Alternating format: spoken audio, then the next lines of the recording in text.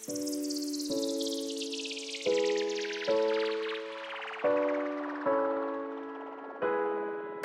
we get started, I want you to see a little tiny clip of my Hawaii trip so then it motivates you to want to go.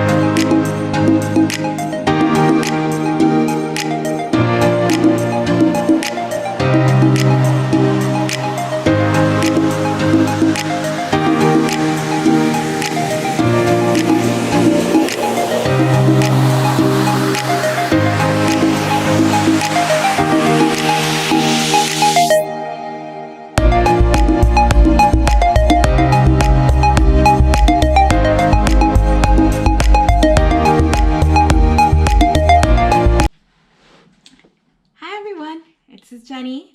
Welcome to my channel. Today's video is about my trip to Kauai. It was amazing, but it was also a little bit of a shit show, to be quite honest. Let's start with the beginning. Okay, so if you ever fly Hawaiian Airlines, please be sure to get there before 45 minutes, like prior to the flight departure. Actually, not 45 minutes, 46 minutes before the flight departure, okay? So I'll tell you my story.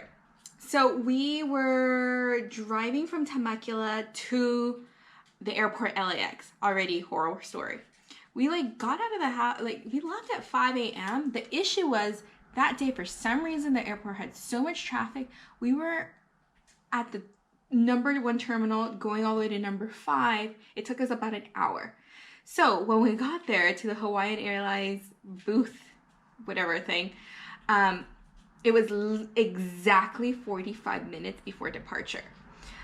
We went up to the kiosk to talk to the lady, and she said, "Oh, you weren't here before 45." Literally, when we were talking to her, it was literally 45. I was so pissed. It was literally 45 minutes. And guess what? They didn't let us board our plane. And we had to pay to change the date because not only were they not having flights to Kauai that day, we had to pay for the change. So it was like $200 plus each flight. So it was each ticket. And then we had to get a hotel to stay near LAX so that we get there on time the next day. So just letting you know, if you're flying Hawaiian Airlines, check in as soon as possible. Get there before 45 minutes, or else they're not letting you go in. That's how strict they are. Okay. Next thing. Okay, so Kauai is one of the smallest islands in Hawaii. It's considered the honeymoon island, and this is why. It is teeny tiny. We drove Hawaii, the whole island of Kauai, in 3 hours. We just went around the whole island in 3 hours. It's teeny tiny. So with that being said, you need a car. I would recommend maybe one of those little bigger cars just because it's so tropical. It's raining all the time. You don't want to be a teeny tiny car on the road, but that's just me. We ended up renting a Jeep because I've always wanted to drive a Jeep. So it's like, might as well do it in Kauai. And it was one of those convertible ones. It was really nice to pull it back and then just your hair flying in the wind. And it was just so much fun. So my second thing, you need a car. You definitely need a car to get around. Another thing, maybe I'm just not smart enough for this, but you should take a raincoat. It was raining in July. It rained so much during the whole time we were there, and I didn't take a raincoat. So I basically would get soaking wet every single day. I mean, I don't mind it, but it's always nice to be dry while you're walking out to eat to a restaurant. Raincoat, umbrella if possible, just so you don't get soaking wet and feel like you're walking around. Just, I hate that noise. I hate that. I hate it. Okay, another thing. Again, because it's considered a honeymoon island, the prices of hotels are ridiculously expensive. I'm telling you, expensive. Okay, one thing is if you want that experience, the hotel resort experience, perfect, go for it. If you want to see the island itself, don't care for that experience, go another route. What we did, obviously everybody knows about Airbnb. I didn't know about this. It's called Vrbo. I don't know if I'm pronouncing it, VRBO. And I'll put the link on my description. It's basically another Airbnb, and prices there are a tiny bit more cheaper, like tiny bit cheaper than the Airbnb. So we actually got a place through Vrbo because a friend had recommended it to me, and it was so much cheaper to go there. And then the extra money that we saved, we spent it on our experiences. We did this, I don't know what it's called, but it's like a 4-wheel thing around the mountains where they made the movie of Jurassic Park. We did the 4-wheel around that. It was so much fun.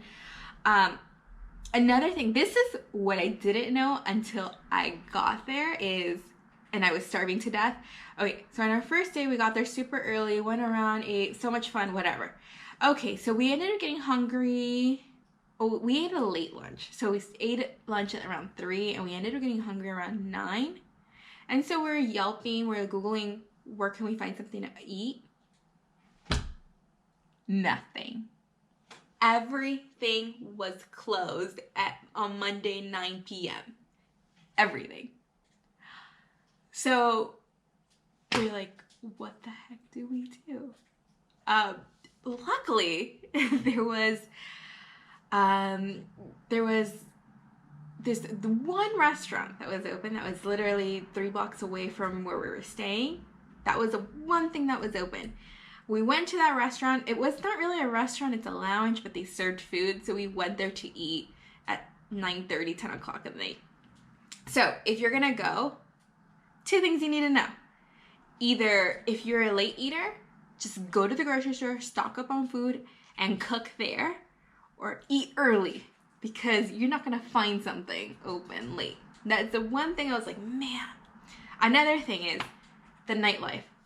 Because everything closes so early, there's no such thing as a nightlife there. So if you want to look for something nightlife, I wouldn't suggest going there. I would suggest going to Honolulu. Like I went to Honolulu a while back, and the nightlife there was fun. But if you're looking for nightlife, that's not it. You don't want to go there.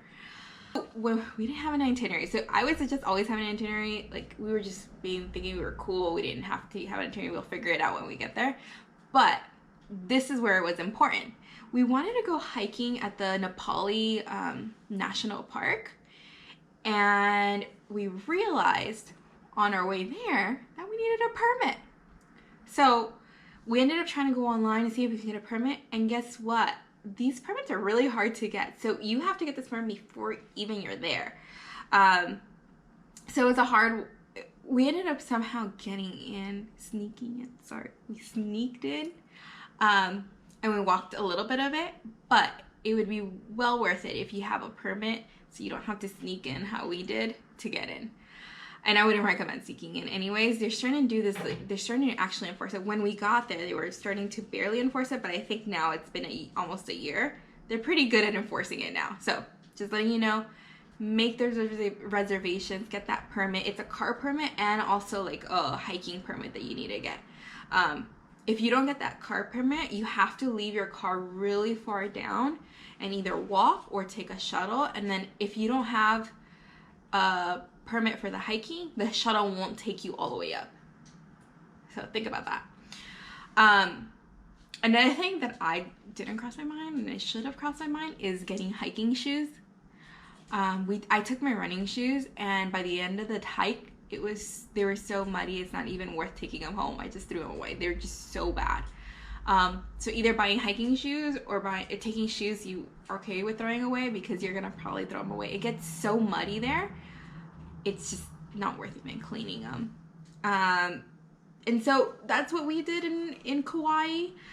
Let me know what you would have done in Kauai in my situation, or what have you done in Kauai.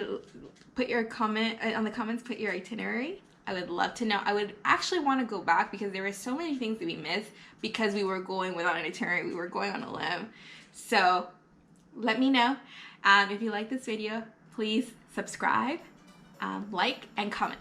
Bye.